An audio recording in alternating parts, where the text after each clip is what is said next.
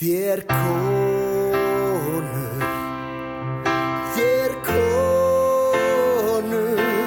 3. desember 1916 var Kvenfélag Reyðarfjarðar stofnað. Já, það var sennilega ekki mikið að vera á þeim árum að konur kæmust mikið út af heimilum.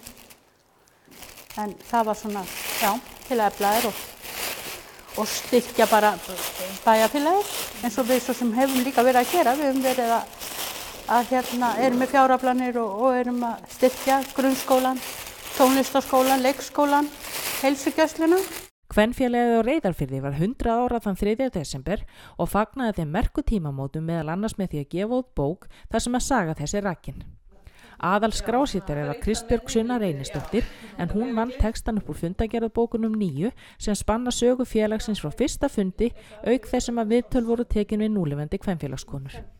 Það var ekkert þeim óviðkomandi. Þær eru að fara inn á hreppsnefndarfundi til að fylgja eftir einhverju sem þarf að gera í skólamálunum, húsnæðismálum, einstaklinga, húsnæðismálum, félaga og félagslífið. Það er stóran hluta í þeirra höndum. En í dag starfa félagið að sama krafti og styður við þeim ýmsu málefni. En hver eru viðbrögð kvenfélagskvenna við sagnarítuninni? Það er bara ofsalega mikið þakklæti og þær eru spenntar að sjá bókina að þetta sé orðið að raunveruleika. Allar heimildir komnar á eitt stað. Búið að gera eitthvað með þetta og sagan þeirra komin á framfæri. Kvenfélagskonur ekkert sjálfar að segja frá því hvað þær eru að gera. Þær bara baka og safna peningum og gefa peninga og styrki en þær eru ekkert mikið að segja frá því held ég, eða hafa allavega ekki verið. Þannig að þarna einhver annar sem að segir söguna þeirra fyrir þær.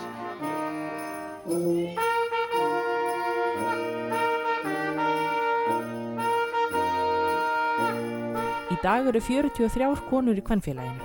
Starfsárið frá september fram í apríl, þar sem fundað mánaðarlega, auk þess sem unnið að föstum viðburðum á borði jólabingo, kökubassar og sólarkaffi.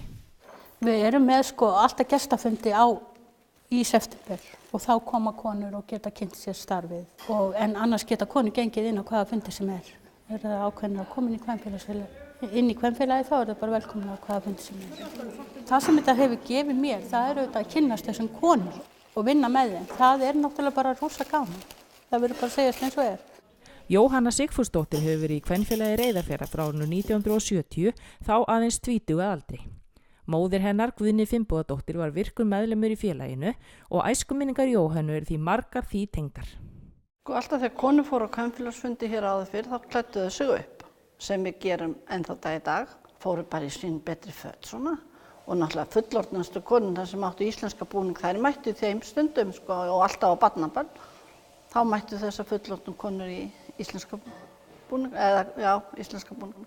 Og þá voru kvenfélagsfundirnir í heimahúsum, héldu 2 konur fundi saman og það þurfti náttúrulega eins og þið vitið að róta miklu þegar að koma kannski fullt af konum, mikið bakað og svo að borða á milli húsa, bæði leirtau og kökur og stólar.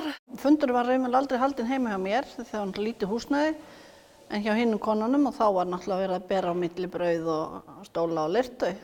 Maður mann eftir þessu. En einhver verkefni úr starfinu henni ofar í huga en önnur.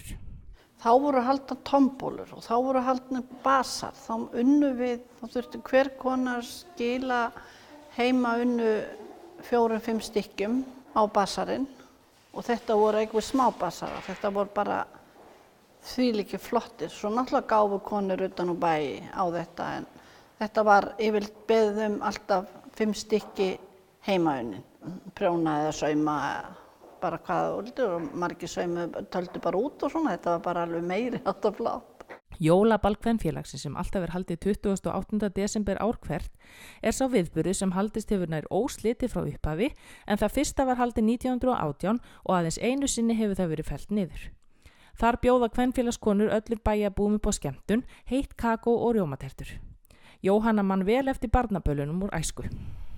Náttúrulega barnaballi miklu meira heldur en í dag og var í félagslynd og þar var gengið kringum jólatréð 3 og 4 hringir og þá fór enginn nema í sínu fínasta pússi á barnaball. Helst ekki að fara þetta var svona jólakjóll og svo barnaballskjóll. Jóhanna segir félagskapinn mikilvægan punkt í tilverunni og reynir að mæta á alla fundi. Mér finnst almennt konur í kvenfélaginu ekki vera þannig að ég vil ekki vinna með þessari, ég vil ekki sitja hjá þessari, þetta er ekki þannig. Þetta er mjög svona samstilltur hópur. Minna þú sé að koma nýja konur, þeim er öllum tekið vel og það er ekkert svona eins og við myndum kalla snobb. Þetta gefur mér bara heilmikið, skemmtilega konur og við bara erum í sambandi, maður og vinkonur inn í þessum hópum. Þannig ég, eins og ég segi, mér finnst bara, raunverulega get ég ekki sagt neitt, nema bara gott. Er Sunna sjálf í kvenfélaginu? Nei, ég er ekki, en ég er eiginlega ákveðin að gangi í það núna. Já, svo gangi ég það eftir áramótin. Kveikti þetta? Já, bara orðið mjög hlýtt til þeirra.